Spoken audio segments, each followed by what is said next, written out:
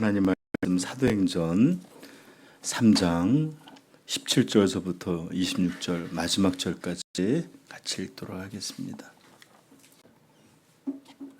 같이 읽읍시다. 형제들아, 너희가 알지 못하여서 그리하였으며 너희 관리들도 그러한 줄 아노라. 그러나 하나님이 모든 선지자의 입을 통하여 자기의 그리스도께서 고난 받으실 일을 미리 알게 하신 것을 이와 같이 이루셨느니라. 그러므로 너희가 회개하고 돌이켜 너희 죄 없이 함을 받으라. 이같이 하면 새롭게 되는 날이 주 앞으로부터 이를 것이요 또 주께서 너희를 위하여 예비하신 그리스도 예수 문혜리니 하나님의 영원 전부터 거룩한 선지자의 입을 통하여 말씀하신 바 만물을 회복하실 때까지는 하늘이 마땅히 받아들이라. 모세가 말하되 주 하나님이 너희를 위하여 너희 형제 가운데서 나를 든 선지자 하나를 세운 것이니 너희는 무엇이든지 그의 모든 말을 들을 것이라. 누구든지 그 선지자의 말을 듣지 아니하는 자는 백성 중에서 멸망받으리라 하였고, 또한 사무엘 때부터 이와 말한 모든 선지자도 이 때를 가리켜 말하였느니라. 선지자들의 자손이요 또 하나님의 조상과 더불어 세우신 언약의 자손이라. 아브라함에게 이르시기를 땅 위의 모든 족속이 너희 씨로 말미암아 복을 받으리라 하였으니 하나님이 그 종을 세워 복 주시려고 너희에게 먼저 보내사 너희로 하여금 돌이켜 각각 그 악함을 버리게 하셨느니라. 아멘. 자, 우리 사도행전 3장은 베드로와 요한이 기도하기 위해 성전에 올라갈 때 한 사람을 만나는 것에서부터 그 이야기가 시작합니다. 그는 태어날 때부터 장애인이었기 때문에 단 한 번도 걸어보지 못했고, 그래서 평생을 구걸하여 사는 그런 사람이었습니다. 그런데 그 사람이 그가 무엇을 줄 수 있을까 이렇게 쳐다보고 있을 때 잠깐 그를 실망시키죠. 난 네가 말하는 은과 금은 없어, 이렇게 말합니다. 그리고 베드로와 요한은 그에게 말합니다. 은과 금은 내게 없거니와 내게 있는 이것을 내게 주노니 나사렛 예수 그리스도의 이름으로 일어나 걸으라. 저는 이게 교회의 능력이라 믿습니다. 교회가 건물을 큰 걸 갖고 재정을 늘려가고 교회 안에 권력 자리들을, 이게 교회의 능력이 아니라 살아계신 예수 그리스도의 이 충만한 권능이 있어서 이렇게 죄인들을 살리고 회복하는, 이게 교회의 능력이요, 이게 교회의 영광인 줄 믿습니다. 이렇게 선언할 때에 나면서부터 걷지 못했던 그 사람은, 그의 인생은 완전히 놀랍게 새로워지고 모든 것이 변했습니다. 그는 설명할 수는 없는 힘에 장식처럼 달려있던 그 다리가 갑자기 힘이 나는 거죠. 그러니까 이 힘 조절이 안 돼갖고 그냥 일어났는데 펄쩍 뛰었다 그래요.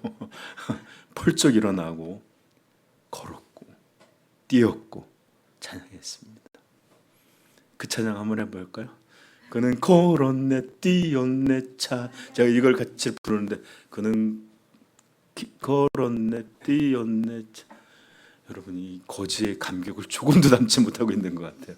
내가 한번 그런 사람이라고 생각하고 한번 불러봅시다. 그는 걸었네 뛰었네 찬양했네. 그는 걸었네 뛰었네 찬양했네.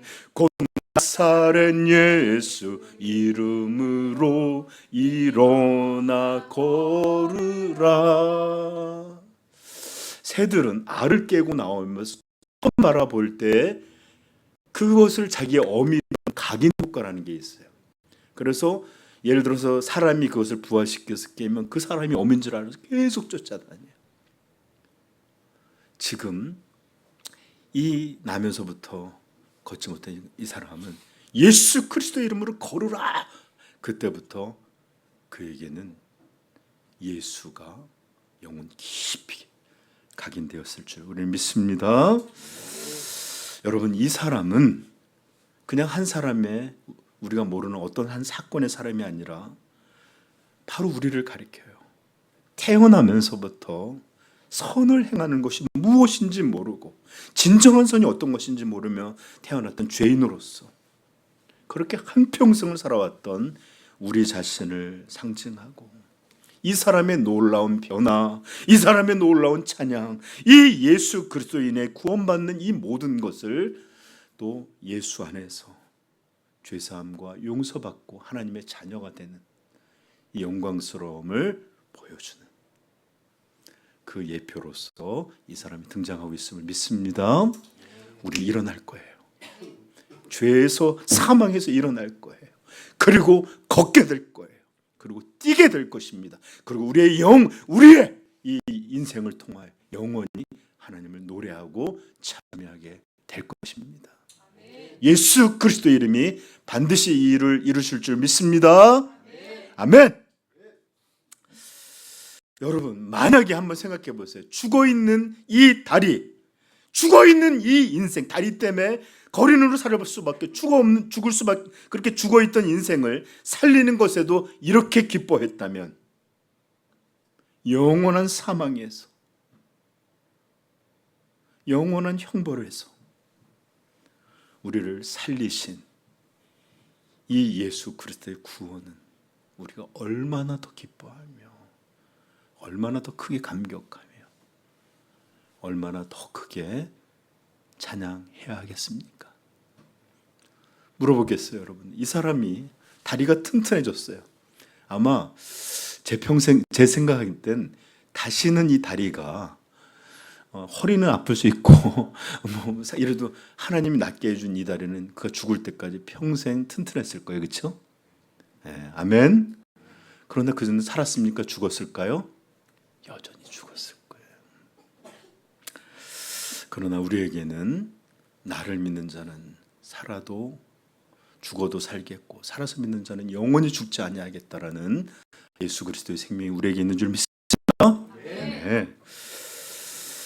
여러분, 진실로 거듭난 이는 오늘 이 거린이 보여주는 기쁨, 이것보다 훨씬 더 그 큰 기쁨을 알고 있는 사람이고 누리고 있는 사람입니다. 정말 하나님을 향하여는 그냥 눈만 들면 감사해서 노래가 절로 나올 줄 아는 그런 찬미가 있는 사람이에요. 그래서 에베소서에서는 너희를 찬송이 되게 하려고 만들었다. 찬송이 되게 하겠다라고 하는 거예요. 왜냐하면 입만 열면 하나님을 향해 찬양이 이루어지는 그런 사람으로 변화야 되기 때문에 그래요. 사랑하는 성도 여러분, 저한테 대답하지 마시고 스스로에게 물어보시길 바랍니다. 나에겐 이런 기쁨, 이런 감사, 이런 찬송이 내 마음과 영혼은 있는가? 저는 가끔가다 우리 성도님들과 현대 교인들을 보면 너무너무 사실은 기쁠 텐데 이 사람처럼 뻘떡 그는 걸었네 뛰었네 막 이럴 텐데 정말 절제를 잘 하시는 것 같아요. 안진뱅이처럼 기쁨과 이런 것들을 넘칠 텐데 너무 큰 거니까 절제하고 있어서 아무도 잘 몰라보는 그런 절제가 넘치는 것 같아요. 제발 부탁드리기는 바보라 불려도 좋으니까 이 기쁨, 감사, 감격을 마음껏 이 거지처럼 뿜어내는 성도 되기를 축복합니다. 지금 예배에서도 뿜어내십시다. 우리 성도님 절제들이 얼마나 좋으신지. 자, 이렇게 반 미친 모습을 성전에 있는 사람들이 다 보았어요. 그리고 저게 뭐야 도대체? 모여들었는데 정작 와서 모여서 보니까 이 사람 얼굴을 보니까 이 사람이 그 구걸이 성전 미문에 앞에서 앉아서 평생을 항상 구걸하여 살아가는 그 안진병이 거지인 것을 알게 됐어요. 그러니까 사람들 마음에 놀랍고 놀랍게 여기는, 기절할 듯 놀랐습니다. 이게 도대체 무슨 일이야? 막 이런 놀람이 있는 거예요.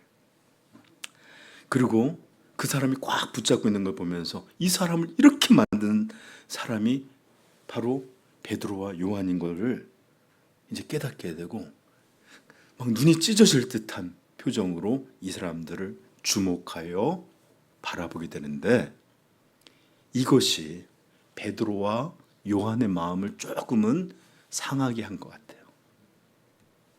그래서 베드로와 요한은 베드로가 이렇게 말, 아니 이게 도대체 무슨 큰일이라고 그렇게 놀라느냐. 아니 마치 우리가 이 일을 행한 것처럼 왜 우리를 주목하여 보느냐. 이 사람들아, 이 놀라운 일을 행하신 분은 우리가 아니요, 너희가 십자가에 못 박아 죽게 한 하나님의 종, 그 메시아, 그분이 이 일을 행하신 것이다.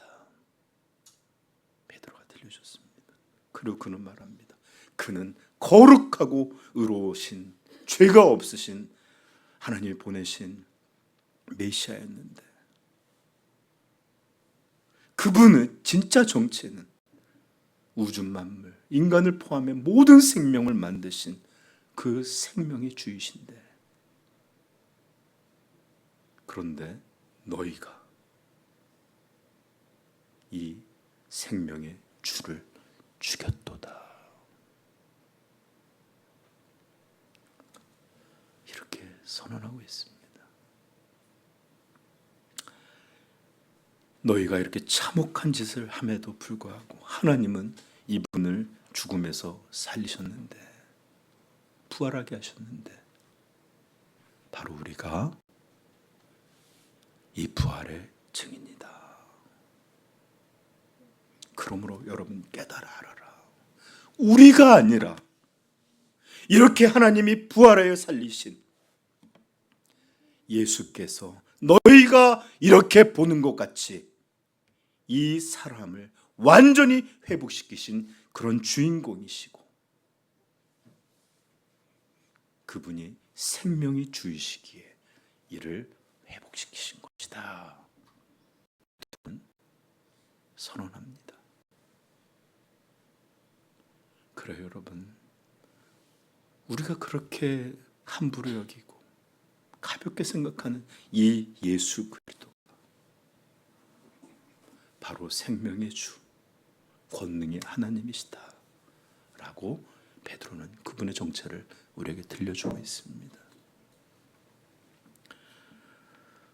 여러분, 우리는 이분을 알고 계십니까? 부디 머리로가 아니라 마음으로, 전 존재로 이분이 권능의 하나님, 생명의 주이심을 깊이 깨닫게 되기를 축복합니다. 그럼 두려움이 없어져요. 두려움이 커지는 이유는 사람이 너무 커 보이고, 세상이 너무 커 보이고, 세상의 이런 수많은 관계와 조직과 이런 것들이 그냥 너무 큰 산처럼 보여서 넘지 못할 것처럼 보일 때 우리는 메뚜기 같고, 정말 이 세상이 아무것도 아닌 것처럼 살아가게 돼요. 그러나 하나님이 산이 아니라 하늘 높이, 그 하늘이 스카이가 아니라 스페이스라고 우주보다 더 거대하신 그런 하나님이심을 깨닫게 될 때, 우리는 언제 이렇게 쭈그러드는 메뚜기처럼 있었던 게 아니라 일어나게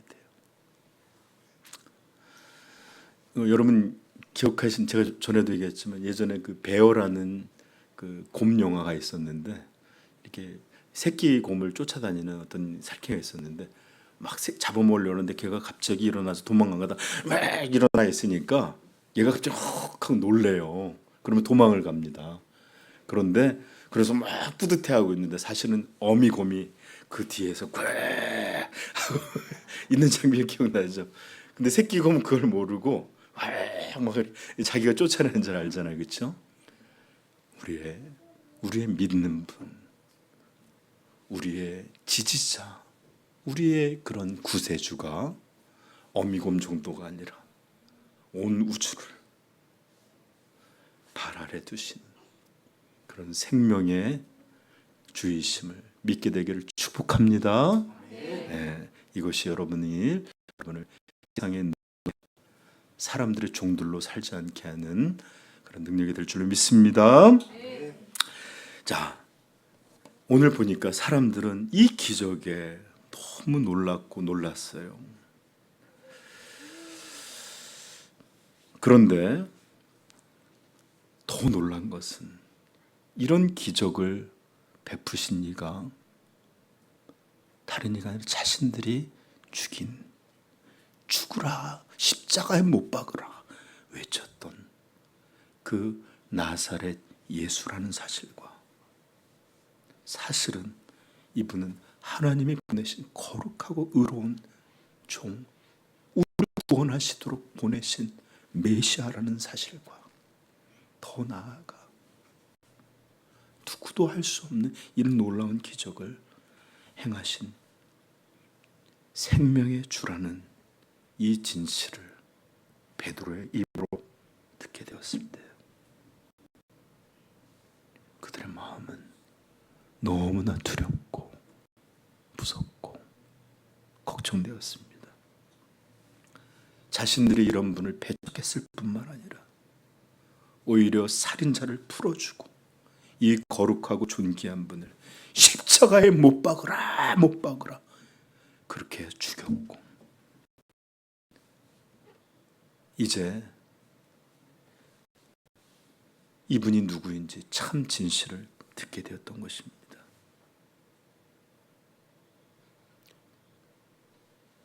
이것이 바로 우리 죄인들이 예수님을 처음 뵙게 됐을 때 갖는 그런 마음과 같은 거예요. 그러므로 이곳에 모인 사람들은 모든 사람이 갑자기 두려웠습니다. 너무나 무섭고 떨렸습니다. 생각해 보십시오. 배척했을 뿐만 아니라 죽였어요. 그런데 그분이 하나님이 보내신 메시아예요. 생명의 주라는 사실을 알게 됐다고 생각해 보십시오. 그들은 떨리기 시작하고 공포감에 사로잡혔습니다. 이것은 베드로의 웅변에 있지 아니하고 성령께서는 이 진리를 그들의 마음으로 사로잡게 만든 거예요. 당장이라도 우리가 마른 안에서 번개가 내려지는 것처럼 이 놀라운 권세와 능력을 가지신 분이 자신들을 향하여 자신들이 행하신 일들로 갑자기 심판하신다면 어떻게 될까요? 예전에 미국에서 조나단 에드워드라는 분에 의해서 부흥이 일어날 때 하나님이 죄에 대해서 심판하신다는 이 말을 이분의 소리로, 이분은 이렇게 읽었대요. 너무 어두운 곳에 초를 들고 그래서 이렇게 웅변적인 설교를 한 게 아니래요. 그럼에도 그 말을 들을 때 그곳에 모인 사람들이 당장 자신의 죄로 하나님이 입을 열려 땅을 열어서 그들을 가두고 심판하실 것이 두려워서 주저앉고 옷을 찢고 몸을 구르고 두려워서 막 몸부림치던 것들을 많은 이들이 이렇게 그 당시에 얘를 기록해 놓은 것들을 봅니다. 아마 저는 이때 더 그런 굴르고 이런 건 아니더라도 아마 온몸이 성령님의 이런 깨닫게 하심으로 정말 사시나무처럼 떨리고 얼굴들은 두려움으로 까맣게 됐으리라 확신합니다. 이런 공포가, 이런 두려움이 그들을 압박하고 있었던 것 같아요. 그래서 베드로는 그들에게 17절의 말씀으로 들려주고 있습니다. 우리 17절 한번 같이 읽어볼까요? 죄송한데 오늘은 다 읽었지만 17절 한 절만 설교할 거예요. 나중에 빨리빨리 할 거니까. 자, 17절 시작. 형제들아 너희가 알지 못하여서 그리하였으며 너희 관리들도 그러한 줄 아노라. 아멘. 여러분 이 내용을 전하기 앞서 잠깐만 여러분에게 오늘 본문을 대해서 잠깐 좀 소개하려고 합니다. 오늘 본문 우리가 17절부터 26절까지를 이제 계속해서 살펴볼 텐데 너무 섬세하게 보진 않을 거예요. 그런다면 여기에는 굉장히 중요한 내용들이 많이 있어서 몇 달도 갈 수 있어요. 그런데 몇 번의 설교로 끝내기 위해서 큰 틀에서만 보게 될 것인데 그럼에도 불구하고 오늘 이 본문에 읽었던 핵심은 한 가지입니다. 19절 시작. 그러므로 너희가 회개하고 돌이켜 너희 죄 없이 함을 받으라. 이같이 하면 새롭게 되는 날이 주 앞에 이를 것이요. 26절 읽어봅시다. 시작. 하나님이 그 종을 세워 복 주시려고 너희에게 먼저 보내사 너희로 하여금 돌이켜 각각 그 악함을 버리게 하셨느니라. 아멘. 그러므로 오늘 본문을 한 단어로 한 문장으로 말한다면 돌이켜 회개하라. 그래서 설교 제목이 회개하라예요. 그래서 여러분 한 2번 또는 3번에 걸쳐서 본문을 마치려고 합니다. 그래서 오늘 우리는 첫 시간으로 회개가 무엇인지 들을 거예요. 그리고 여러분들을 이것들을 들을 때에 하나님이 허락해 주신다면 오늘 우리도 이 말씀 안에서 또 하나님 앞에 회개하는 기회를 가지게 될 것이라 믿습니다. 그렇지 않는다면 회개에 대해서 듣는 게 무슨 유익이 있겠어요? 밝고 즐거운 이야기만 들으면 좋겠죠. 그러나 부디 소망하기는 이런 말씀이 증거될 때에 우리도 이 초대교회에 하나님께 돌아왔던 수많은 사람들의 그리고 그 이후에도 예수 그리스도의 복음을 듣고 돌아왔던 이들처럼 회개의 자리로 함께 나아갈 수 있기를 소망합니다. 자, 이제 우리 다시 한번 17절로 돌아가 보십시다. 여러분, 왜 베드로는 이렇게 말씀한 걸까요? 형제들아 너희가 알지 못하여서 그리하였으며 너희 관리들도 그러한 줄 아노라. 저 좀 보세요, 여러분.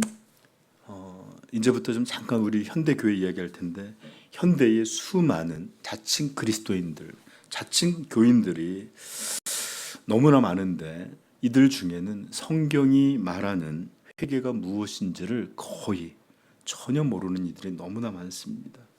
현대의 자칭 그리스도인들 중에는 이 복음적인 회개가 무엇인지를 경험하지 못한 것뿐만 아니라 알지 못하는 이들이 너무나도 많아요.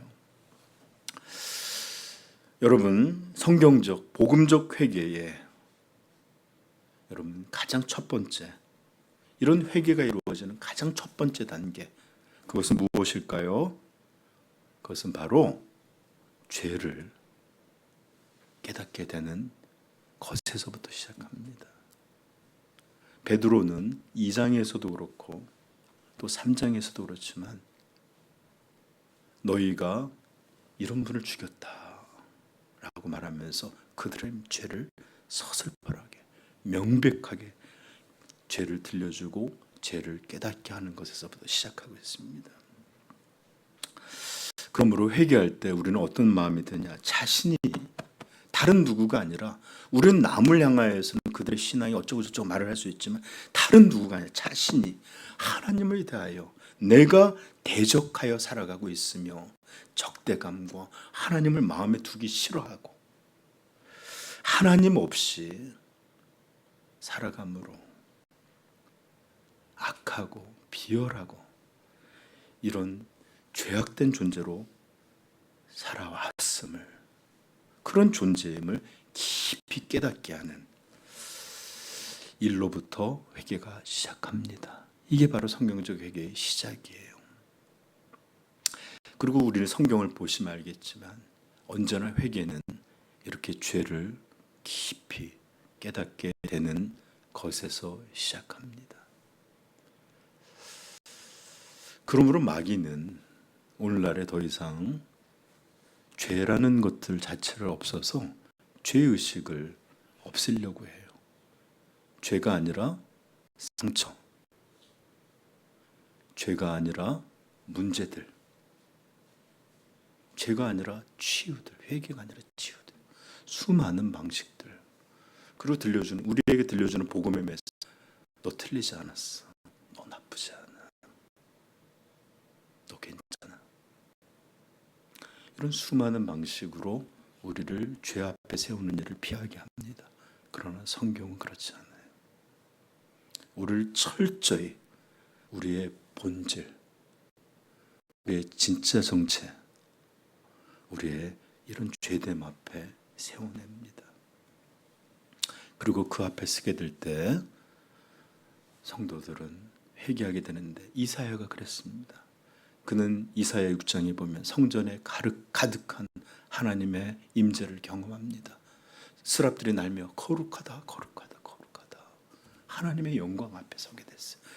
그때 이사야가 어떤 반응이 오 놀랍도다 이러지 않았어요. 이사야 6장 5절 다 찾아볼까요? 이사야 6장 5절.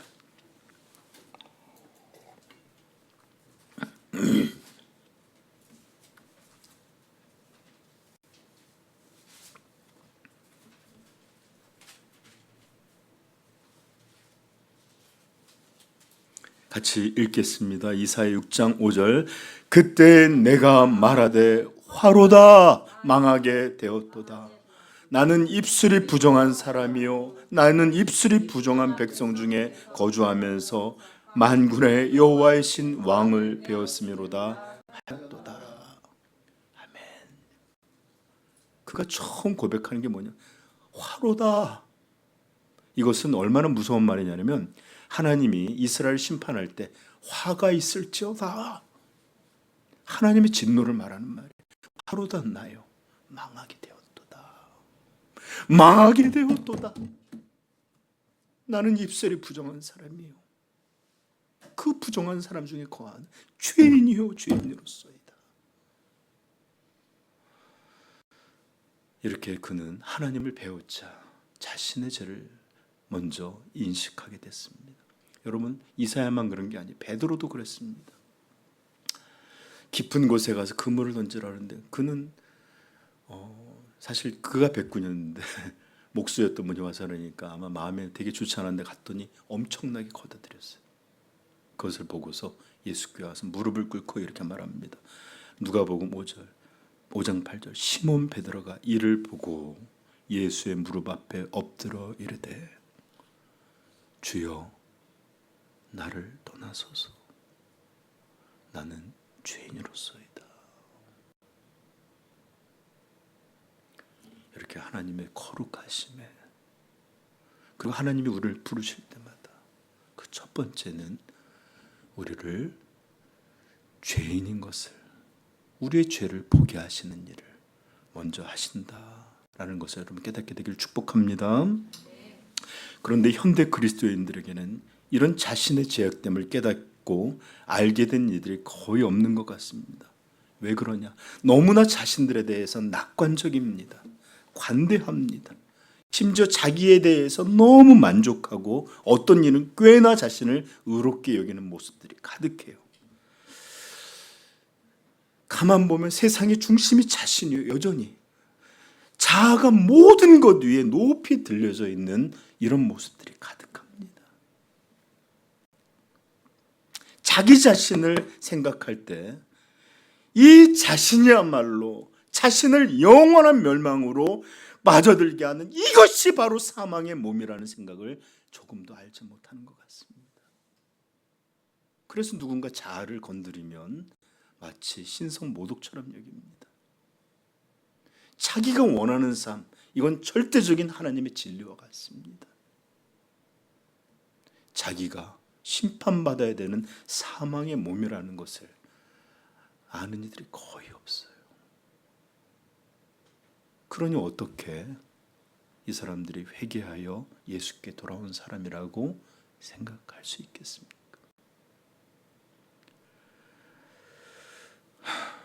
그러나 여러분, 성경은 전혀 우리에게 우리의 아름다움에 대해서 말하지 않습니다. 오히려 우리를 죄인임을, 심판받아 마땅함을, 극악한 죄인이요 악인임을 깨닫게 하는 데서 시작함으로 이 사망의 몸에서 벗어나기를, 오라 나는 곤고한 자로다. 누가 이 사망의 몸에서, 다른 사망의 몸에, 옛 자아의 몸에서 누가 나를 건져내랴. 이렇게 자신을 깨닫게 하심으로 이 악한 자아에서 건져주시기를, 이것들로부터 용서받기를 하나님께 구함으로 회개의 자리로 나아가게 합니다. 바로 이때 이런 자신의 모습을 깨달은 사람들은 내가 평생 자기 의라고 생각하며 살아왔던 이 모든 것들이 사실은 너무나 무서운 바벨탑이요, 지옥이라는 것을 깨닫게 될 때 이 사람은 몹시도 두려워집니다. 그의 마음은 온통 절망, 두려움, 부끄러움, 이런 것들로 가득 차게 돼요. 이런 마음이 가득하면 어떻게 되는지 압니까? 죽고 싶어져요. 죽고 싶어져요. 막 세상으로부터 비난을 받고 욕을 먹고 나쁜 놈이다, 막 이런 얘기를 들으면 사람들이 막 이럴 뿐만 아니라 죽고 싶어져요.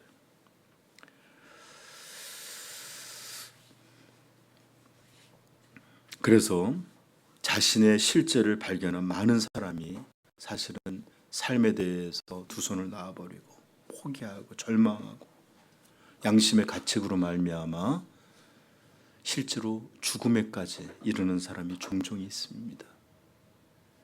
여러분, 죄를 자꾸 지면 죽고 싶다는 마음이 들어요. 성경에서도 예수님을 팔았던 가룟 유다가 그랬어요. 그는 나중에 마귀에게 사로잡힌 생각에 사로잡혀 있었거든요. 근데 정신을 차렸어요. 그때 어떤 일이 있었는지 우리 마태복음 27장 한번 가보십시다.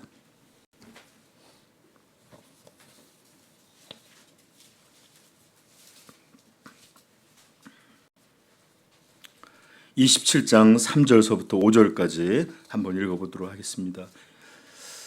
시작. 그때에 예수를 판 유다가 그의 정죄됨을 보고 스스로 뉘우쳐 그 은 30을 대제사장들과 장로들에게 도로 갖다 주며 이르되 내가 무죄한 피를 팔고 죄를 범하였도다 하니 그들이 이르되 그것이 우리에게 무슨 상관이냐, 내가 당하라 하거늘 유다가 은을 성소에 던져놓고 물러가서 스스로 목매어 죽은지라.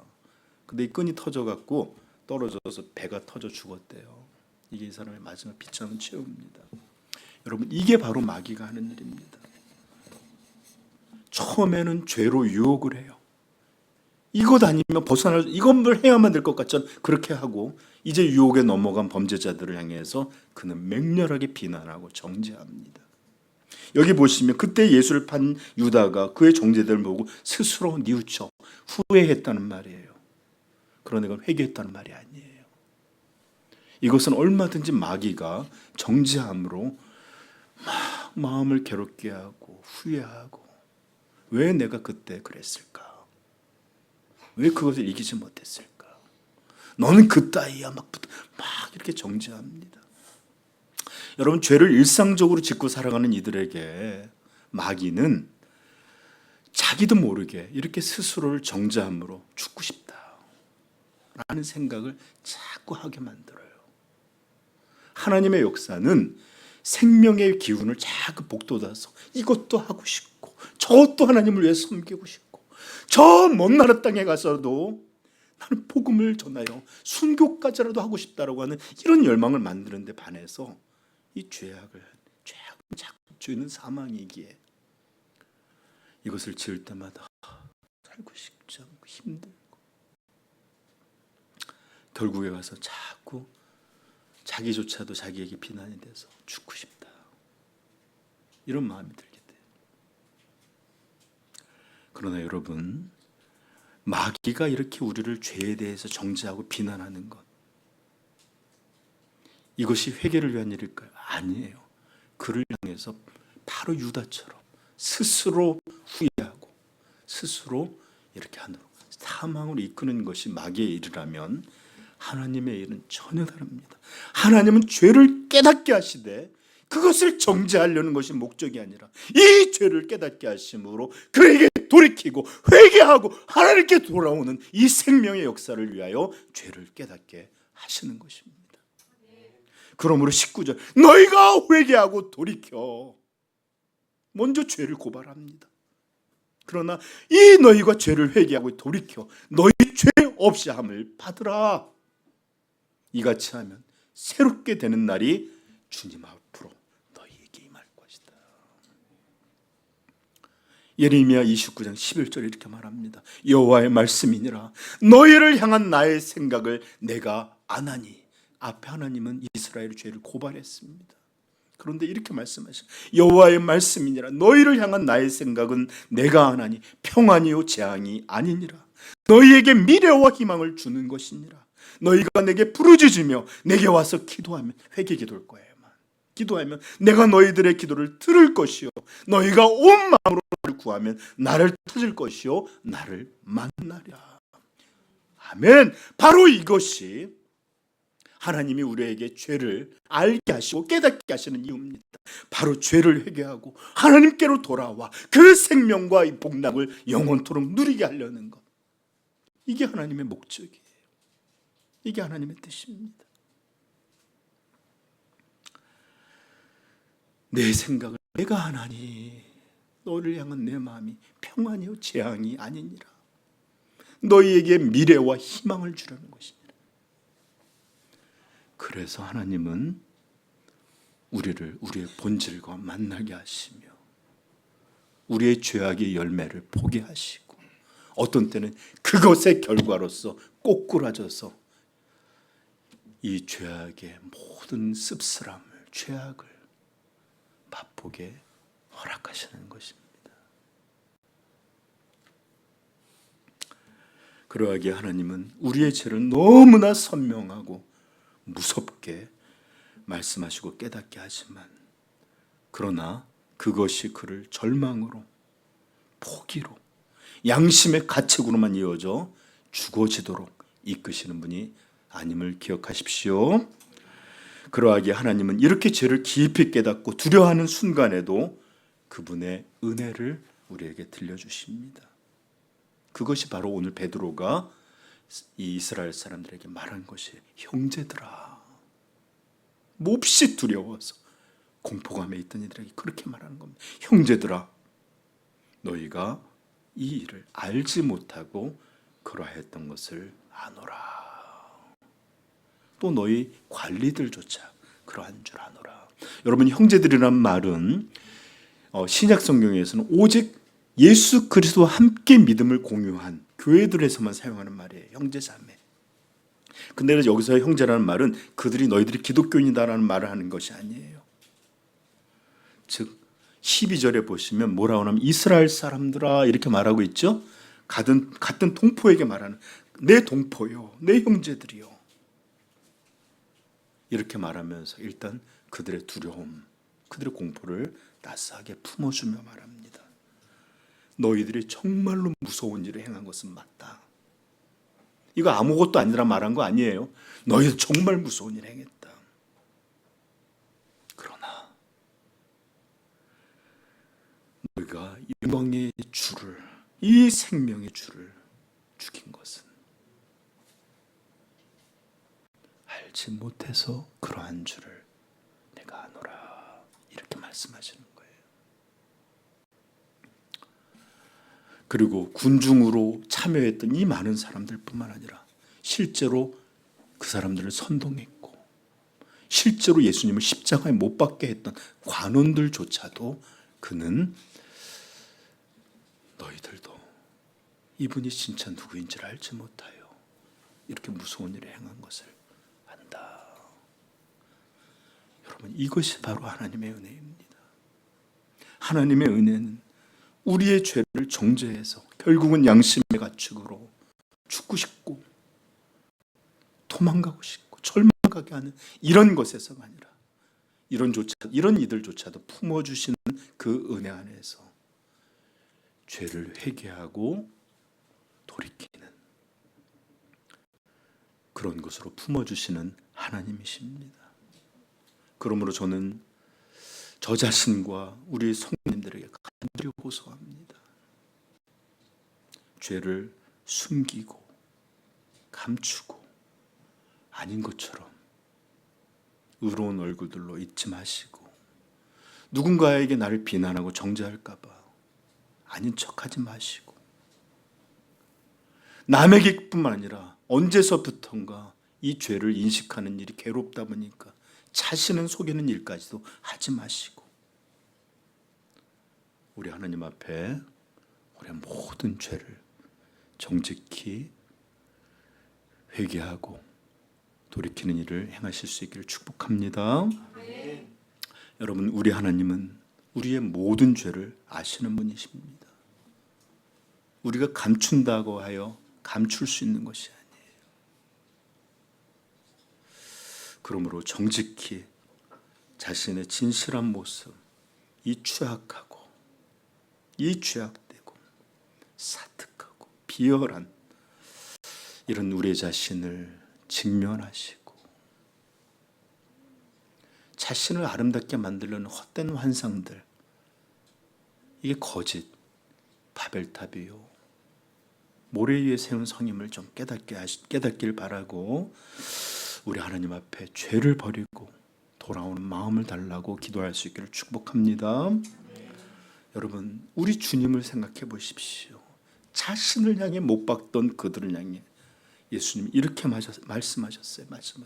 아버지, 저들을 사하여 주옵소서. 저들은 자기들이 하는 것을 알지 못함이니이다. 오늘 베드로는 이 예수님의 말씀을 자기 입으로 들려준 것에 지나지 않습니다. 그러므로 사랑하는 성도 여러분, 이런 하나님의 은혜를 믿고 죄 때문에 하나님 피하지 마십시오. 그럴수록 더욱 우리 하나님께만 나올 수 있기를 간절히 축복합니다. 베드로가 이스라엘 사람을 향하여 그렇게 말했듯 하나님은 우리의 죄를 너무나도 서슬퍼하고 두렵게 드러내시고 그 죄를 엄중하게 깨닫게 하십니다. 그러나 그런 중에도 우리를 용서하시고 우리를 살리시는 또한 하나님의 이 영원한 은혜의 하나님이심을 여러분들이 분명히 믿기를 바라요. 네. 여러분, 좋은 의사는 심한 병이 있는 사람을 향해서 병 없다고 말하지 않아요. 또는 그거 별거 아니에요, 가벼운 거예요, 이렇게 다루지 않습니다. 그 병이 얼마나 무섭고 심각한 것인지를 알려줘요. 그리고 그 병을 치료하기 위해서 자신이 할 수 있는 최대의 노력으로 그 환자를 회복시키기 위해서 노력할 것입니다. 여러분, 건전한 사람 의사도 이러할진데 우리를 위해 자신의 독생자를 내어주신 하나님은 우리에게 얼마나 더 진실하게 행하실까요? 그러므로 그는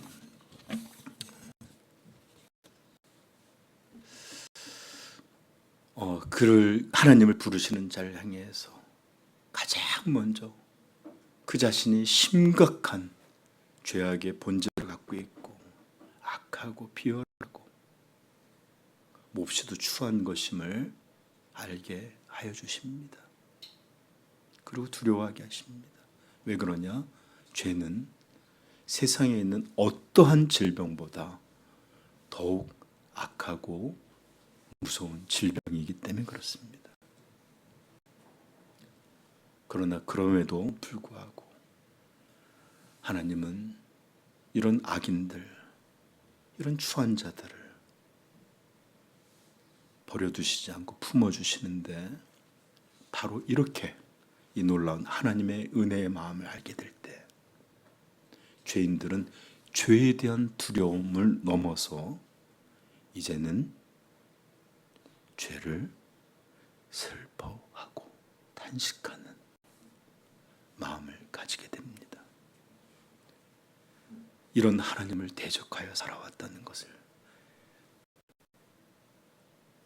내가 몹시도 악하게 하나님을 배반하여 살아왔다는 것을 너무나 진지하고 간절한 마음으로 슬퍼지게 하며, 이젠 죄에 대한 두려움을 넘어서 죄에 대한 슬픈 눈물을 가지게 만듭니다. 이럴 때 진실로 회개는 두려움이 아니라 깊은 탄식과 슬픔 속에서 온전한 회개가 이루어집니다. 여러분들은 부디 우리의 믿음의 조상이었던 한 분 다윗의 이야기를, 그분의 고백을 잘 이해할 수 있기를 축복합니다. 우리 같이 시편 32편을 찾아 읽고 오늘 설교를 마치도록 하겠습니다.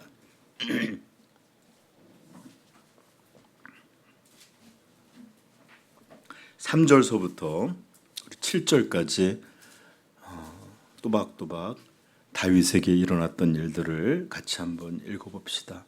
시작. 내가 입을 열지 아니할 때에 종일 신음함으로 내 뼈가 새하였도다. 주의 손이 주야로 나를 두르시오니 내 진액이 빠져서 여름 가뭄에 마름같이 되었나이다. 내가 이르기를 내 허물을 여호와께 자복하리라 하고 주께 내 죄를 아뢰고 내 죄악을 숨기지 아니하였더니 곧 주께서 내 죄악을 사하셨음이니라. 이로 말미암아 모든 경건한 자는 주를 만날 기회를 얻어서 진실로 홍수가 범람할지라도 그에게 미치지 못하리이다. 주는 나의 은신처이오니 보호하시고 나를 두루시리이다. 아멘. 기도하십시다. 여러분, 하나님은 회개하여 생명을 하시기 위하여 먼저 죄에 대해서 심하게 깨닫고 발견하게 하십니다. 두려워하게 하십니다. 하나님의 무서운 심판을 깨닫게 하십니다. 그러나 그것만이 아니라 또 하나님은 은혜로 우리를 품어주시고 또 죄의 길을, 죄의 용서의 길을 열어주심으로 절망이 아닌, 포기가 아닌 용서의 길을 우리에게 허락해 주십니다. 이런 것을 우리가 온전히 알게 될 때 우리는 우리의 죄를 슬퍼하며 진실로 하나님께 돌이키고자 하는 마음을 갖게 된 줄 믿습니다. 그러므로 사랑하는 성도 여러분들, 부디 자기 아름다움으로 살고자 하는 이 헛된 몸부림을 멈추시길 바라요. 그리고 오히려 하나님께서 나의 추함, 나의 부끄러움, 나의 사악함을 분명히 보게 하시고 알게 하시사 돌이키고 탄식하고 하나님을 구하고 찾는 영혼들로 변화시켜달라고 기도하기를 축복합니다. 기도하겠습니다.